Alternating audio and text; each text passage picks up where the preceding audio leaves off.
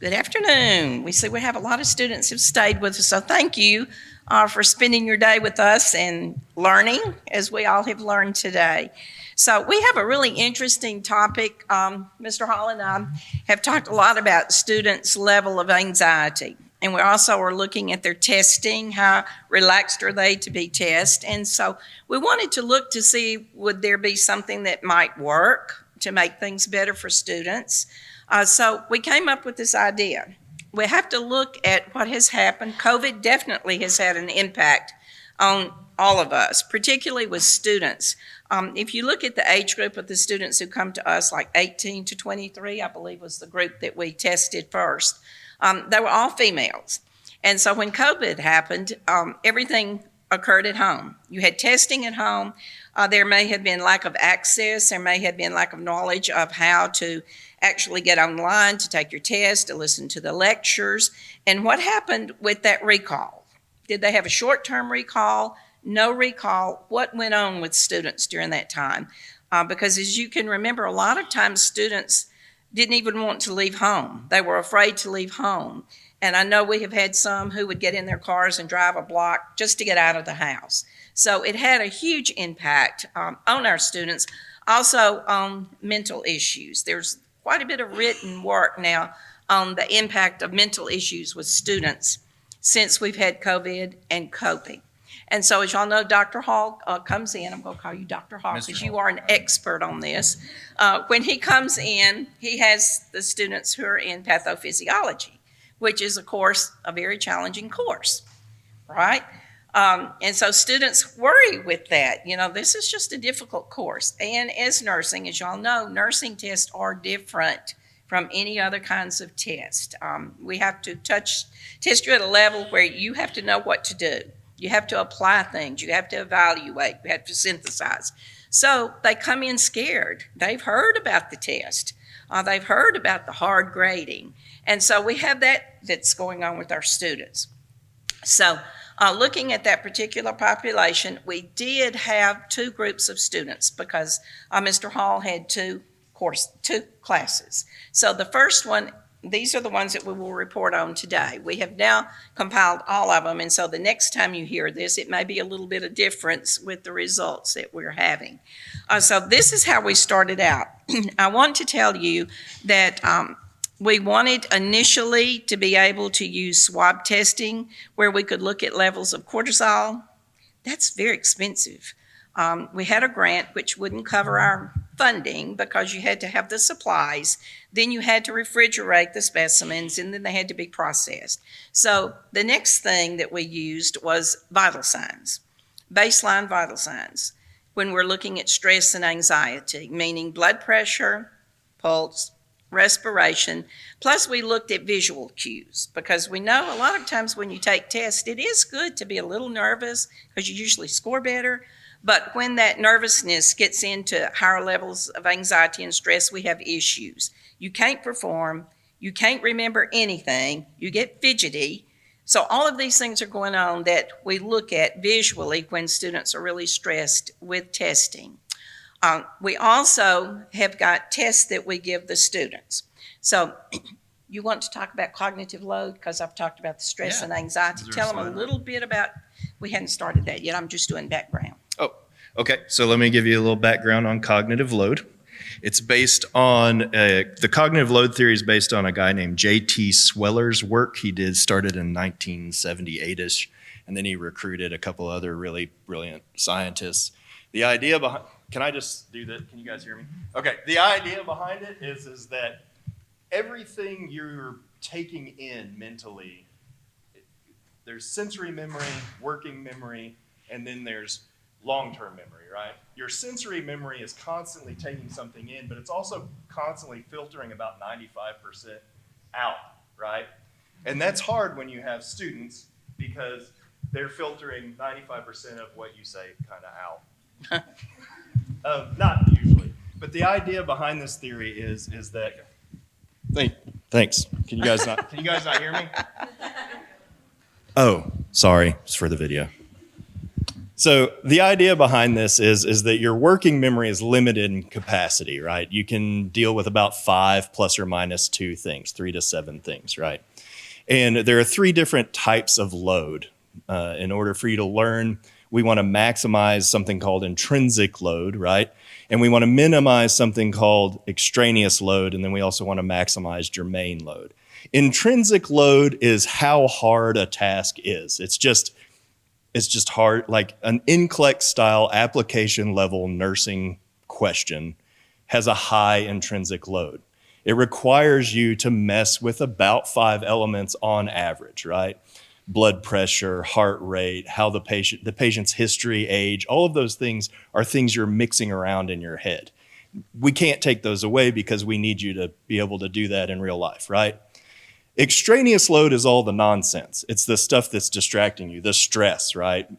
Stress is good to an extent until fight or flight kicks in, and then if you're trying to run away or fight me, you're not thinking about Betty's COPD, right? And then germane load is what you bring to bear, like the learning task, right? It's the thing that we want to maximize the most because it's how you're thinking and forming these things called schemata. And schema are these files that live inside your head in your long-term memory, right? So if I say sports car, right, what do you immediately think?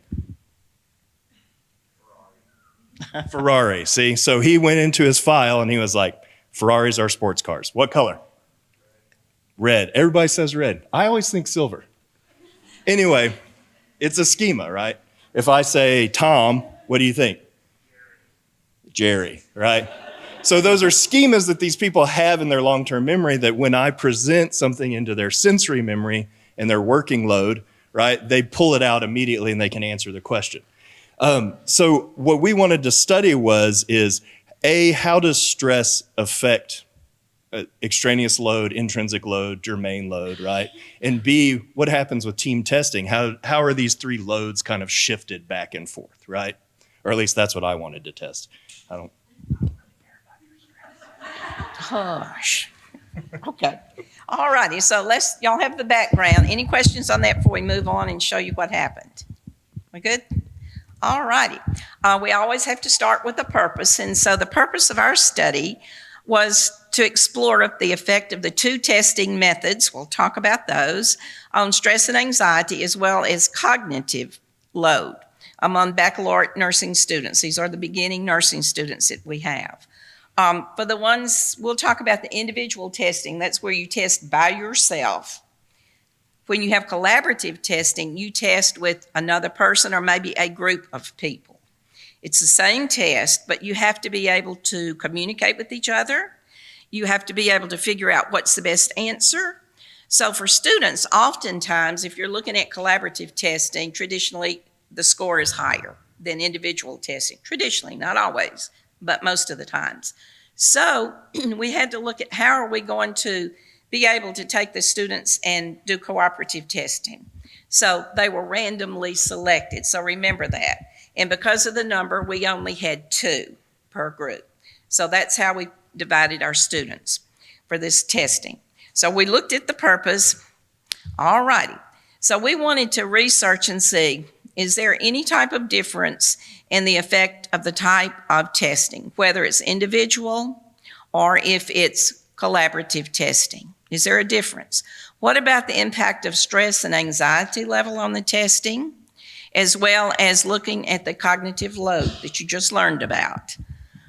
We also wanted to look at the relationships. Was there any relationship between the cognitive load, anxiety, vital signs with testing? So does anybody want to guess what we discovered? Any guesses? No? Okay, let's move on.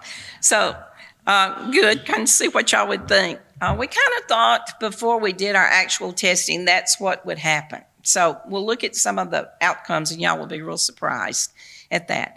We did for our first testing, as I said, it is a group. They are all female, ages 18 to 23. There's 34 students. So I'm not going to report on the second group for this particular presentation. There are some differences when we look at the two groups. That will be reported next time. So the groups were divided into teams. So it was 2 people per testing with collaborative testing. All righty, so how did we pull this off? We needed to have baseline vital signs.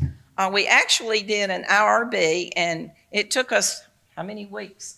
Because they didn't understand what were baseline vital signs. So we had to be very specific. What were baseline vital signs?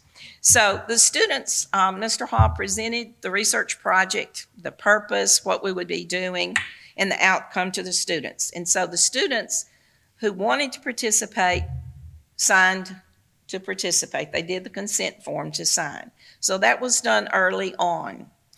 Then we waited till about week 3 so students could kind of get settled in their classes, in the room, and feel more comfortable. And we had a day where we actually went in and took the baseline vital signs, blood pressure, pulse, respiration, temp. And that was recorded and saved. So then the following week was the test week, the day of the test. So we brought the students in, took vital signs once again, but this time they took 2 of our tests. One was a stress index, which is on a Likert scale, and then the cognitive load survey, which is 10 questions. So we wanted to see how they felt before they took the test. So we were getting all of our data. So then the students took their individual test. They were not allowed after the test to visit with each other, to look in their books, to leave the room. So then they randomly were chosen to move into their pairs. They took the test the second time. And following, we took the vital signs before the cooperative testing as well to see if there was a difference in what we had. We did student demographics. That's kind of what I had shared with you all before. The test that we had for the cognitive load was going to measure each one of the indicators through this questionnaire.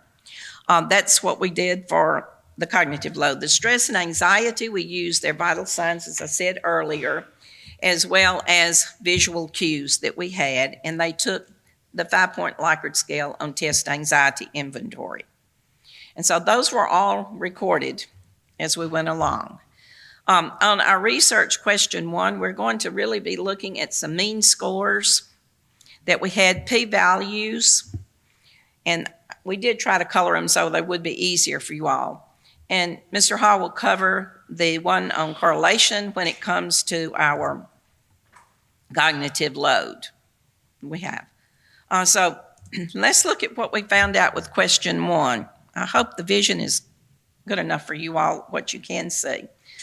Look very closely at how it's broken down into individual testing, your group testing that you have, and follow the mean line. There is a significant difference in the mean line if you would look with individual and collaborative testing. Also look at the intrinsic and extrinsic domains of cognitive load. So here you will see that single testing had higher cognitive loads than collaborative testing. This is shown by the differences in the mean scores.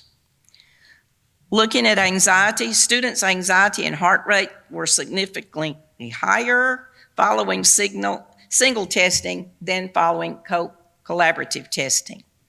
And that is attributed to the autonomic nervous system because that's going to activate when we have cognitive overload. Okay, in our correlations, we're going to do question 2. Those are yours. Okay. So what we found, of course, was that the extrinsic load and the intrinsic load, the extrinsic load was significantly reduced in the team testing environment, and the intrinsic load was optimized, right? But the germane load, there was no change. And honestly, as far as cognitive load theory is concerned, it's more applicable to active instruction where you're trying to learn a new thing. So the germane loads hypothetically wouldn't have shifted because the students came in already prepared to take a test. They were studied, their germane load was already pretty maximum. But what is pretty interesting is that because they were sharing this element interactivity in the intrinsic load, and they weren't as stressed out, their extraneous load, that should say extraneous load, not extrinsic, but their extraneous load was lower and their intrinsic load was optimized between two people, they were able to, they felt like they more successfully like took the exam, right? So that's pretty cool. But a good idea now is to give lower stakes quizzes, probably in team environments where they're sharing this element interactivity, particularly in like pathophysiology, where it just has a naturally high intrinsic load, so that students aren't always so focused on all the things they're trying to take in, and they're focused more on what they're trying to learn, right? If I give you a heart failure patient, there's at least 11 pieces of there's like at least 11 pieces of interaction you have to do. And if you spread it between each other and you actually know you already have some schema already there, then you're probably going to do pretty great. Mm-hmm. So with active learning, and that's what we really like to do because we learn from each other. And so we're seeing that that's going to be a positive way, particularly with beginning nursing students, till they get used to the testing environment, the types of questions that they have, and what can we do to help them to be more comfortable. Plus, you learn so much from each other. The next steps that we have is we need a larger sample. We do have that second section, but we would like to expand, hopefully use the cortisol swabs to be able to do this. A lot was written some years ago on cooperative testing, but we've never seen it tested the way that we're doing now. So that is good. There's a gap in the literature there. We want to have a rigorous study protocol with treatments the next time that we do this, collect more on academic performance as well as demographics and results of tests. We do have test results that can be pulled. So we'll look at the time. So this is kind of a picture of what we're going to do next for things. But our conclusion or the takeaway that y'all can have, there is a difference in the effects of testing, individual and cooperative, on cognitive load among students. There is also a relationship among the types of cognitive load on students' level of anxiety, and that is supported by looking at their blood pressure, pulse, respirations, and temperature. So we feel like this is something that's ongoing. I know that Dr. Casita works with us, and he's highly published with research, and he's very excited about the findings that we're having. So there may be a new way for you all to test in the future.